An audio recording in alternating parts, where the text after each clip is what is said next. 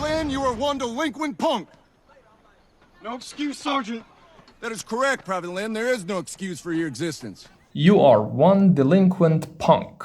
Well, what does delinquent mean?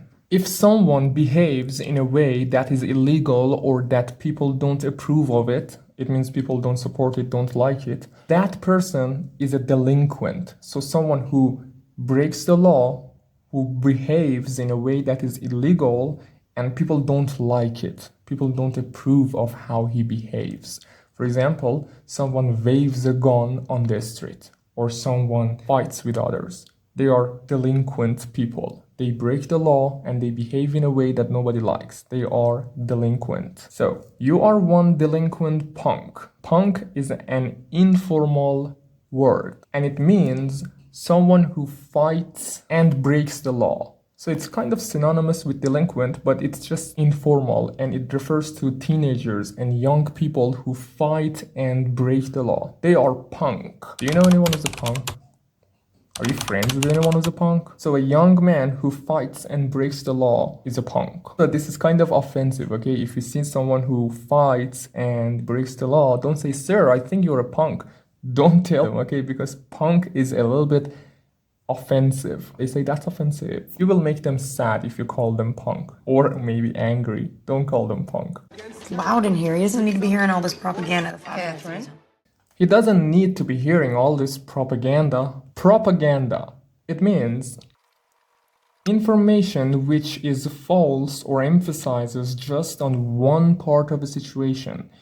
And it is used by a government or a political group to make people agree with them.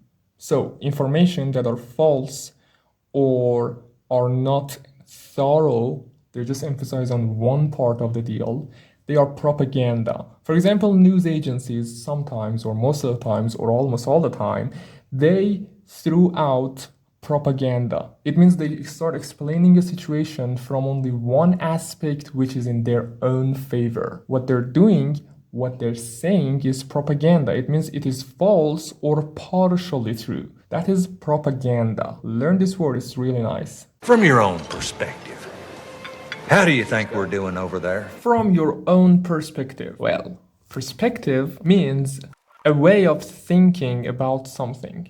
How you feel about something and how you think about it is your perspective towards that. This is also your point of view, your POV, point of view, your POV, the way you think about something. From your own perspective is a formal or another way of saying, in your opinion. 6 minutes and 40 seconds late.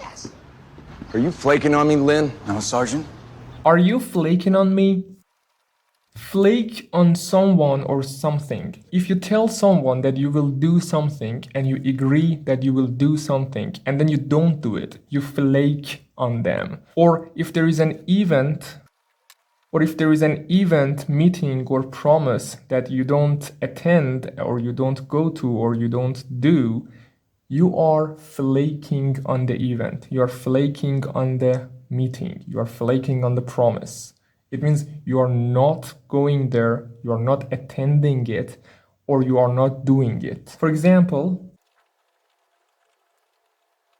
we agreed to meet at 9, but he flaked on me. It means he didn't come to the meeting. They worried that the president will flake on his promises. It means they worry that the president will not do what he promised to do. So flake on your promise. Very nice collocation. Collocating with promise, event, meeting, etc., etc. Flake out on is another collocation. She, Kathy, said she would help us, but she flaked out on us. And flake also is a synonym of ditch.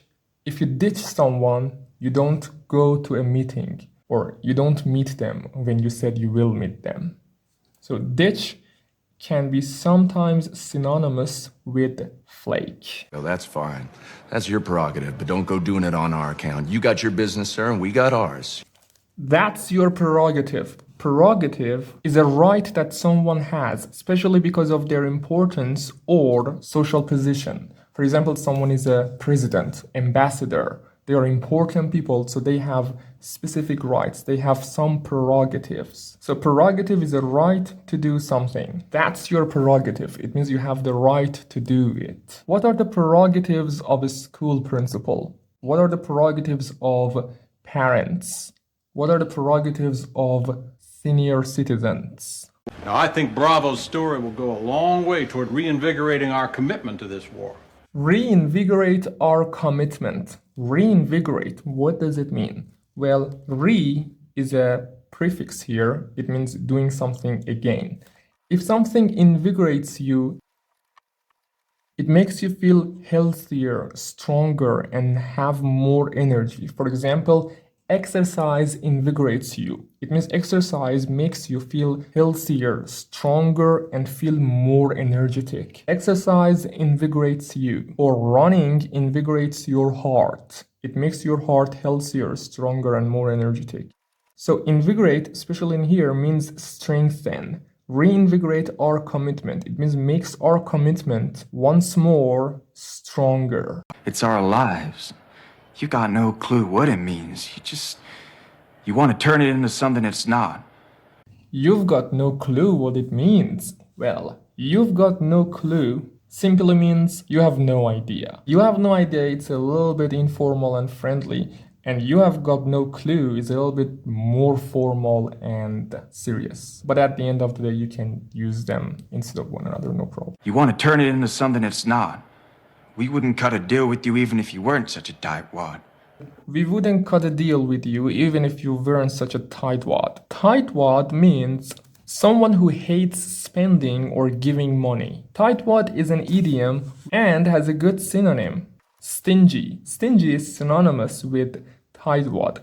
They mean the same thing. If someone is stingy, they are not generous, especially with money. They don't like to spend money. They're cheap people. They hate spending or giving money. I was never tested like you've been, Billy. Young man forged in the crucible of war. Young man forged in the crucible of war. Well, forge means to move in a determined way. So young man moved in the crucible of war. What does crucible mean? Well, this is really nice. Crucible is this. This is a crucible. This is a container in which things are heated to very high temperatures until they melt.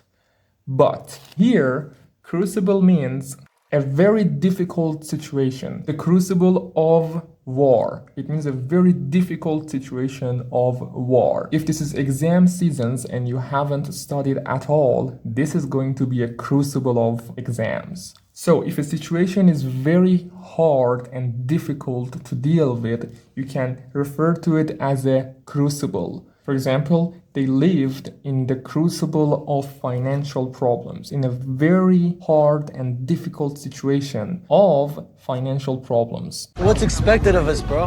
Okay, well, there's no details yet, but knowing Mr. Oglesby, it's sure to be a real extravaganza.